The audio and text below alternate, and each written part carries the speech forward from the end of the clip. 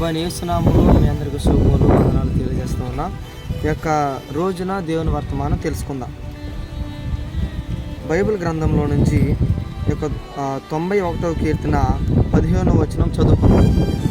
అతడు నాకు మొర్ర పెట్టగా నేను అతనికి ఉత్తరం ఇచ్చేదను, శ్రమలో నేను అతనికి తోడయుందును, అతన్ని విడిపించి అతను గొప్ప చేసేదను, దీర్ఘాయువు చేత అతనిని తృప్తిపరిచేదను, నా రక్షణ అతనికి చూపించేదను.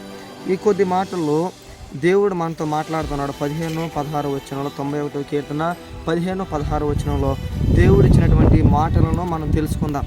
అతడు నాకు మొర్ర పెట్టగా నేను అతనికి ఉత్తరం ఇచ్చేదను, శ్రమలో నేను అతనికి తోడయుందును, అతన్ని విడిపించి గొప్ప చేసేదను అని దేవుడు మనతో మాట్లాడుతున్నాడు. ఆయన ఈ మాటలన్నీ కూడా చెప్తా ఉన్నాడు కదా. నీవు నాకు ప్రార్థన చేస్తే, నీవు నాకు మొర్ర పెడితే నేను నీకు ఉత్తరం ఇచ్చేదను. అలాగే శ్రమలో కూడా నేను నీకు తోడై ఉంది, నిన్ను ఏం చేస్తాడంట, ఆయన గొప్ప చేస్తాడంట. మనం దేవునికి మొర్ర పెడితే మనకు ఆయన ఉత్తరం ఇస్తాడు. తర్వాత మన ప్రార్థన ద్వారా మన శ్రమలో నుంచి ఆయన తోడుగా ఉండి ఆయన మనల్ని విడిపించి అలాగే గొప్ప చేస్తాడు. ఈ మధ్యాహ్న కాల సమయంలో నీతో దేవుడు మాట్లాడుతూ ఉన్నాడు.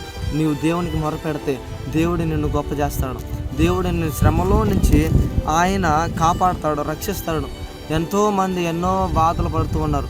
నా ప్రియ సంగమా, అలాగే ప్రియ బిడ్డలారా, వీళ్ళందరూ కూడా తమ్ముళ్ళు చెల్లెలు మీ అందరూ కూడా దేవుడు మాట్లాడుతూ ఉన్నాడు.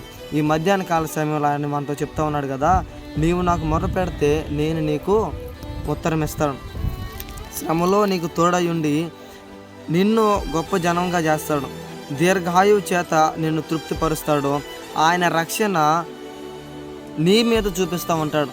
నీవు ఇవన్నీ కూడా పొందుకోవాలంటే ఏం చేయాలో తెలుసా? దేవునికి మొర పెట్టాలి, దేవుని అడగాలి. దేవుని అడిగితే ఆయన ఖచ్చితంగా నీ జీవితంలో గొప్ప కార్యాలు చేస్తాడు. బైబిల్ గ్రంథంలో ఎంతోమంది ఉన్నారు, ఎంతోమంది తెలివిగా ఎంతోమంది భక్తిపరులు ఉన్నారు. వారందరూ కూడా శ్రమలు పడ్డారు. శ్రమలు పడినప్పుడు వారు ఈ కీర్తన చదువుకున్నారు. తర్వాత దేవుని మాటలు వాళ్ళు దేవుని యొక్క మాటలు చొప్పున వారు ప్రయాణం చేశారు. దేవుని యొక్క మాటలు వాళ్ళు విన్న తర్వాత దేవుడు వారిని ఎంతగానో ఆశీర్వదించాడండి.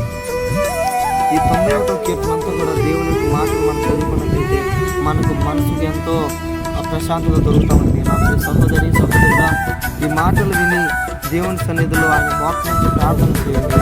దేవుడు మీ జీవితంలో గొప్ప కార్యాలు ఖచ్చితంగా చేస్తాడు. ఈ మాటలు దేవుడు దీవించును గాక.